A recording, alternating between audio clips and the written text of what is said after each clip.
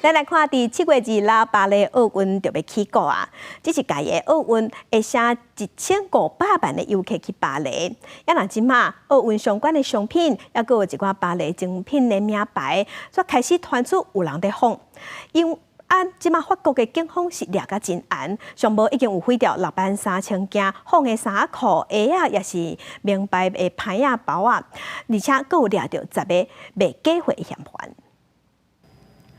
店内会计面顶是各种巴黎奥运吉祥物、福利级的模型红仔，距离巴黎奥运开幕剩无到2礼拜，包括服装、鞋啊、皮包等等奥运相关的商品商机真大。为4月开始，就有机会业者仿制相关的商品销售趁钱。为了避免奥运的游客买到假的商品，法国警方嘛联合业者展开大规模打击仿冒商品的行动。Et puis il y a eu des grosses actions massives, comme par exemple il y a quelques semaines. La fermeture de plus de 10 magasins sur la zone de Saint-Ouen, qui est à 500 mètres du village olympique, où des milliers de produits ont été saisis, de faux produits ont été saisis. 这场警方打击假货行动，佮导入巴黎高区的上名市场，伫30名品牌业者代表的陪同之下，现场鉴定商品的真假，暂时已经销毁至少63000件假服装鞋啊，佮有名牌皮包。现场嘛抓到10名被假货嫌犯。Les criminels qui ont compris que la contrefaçon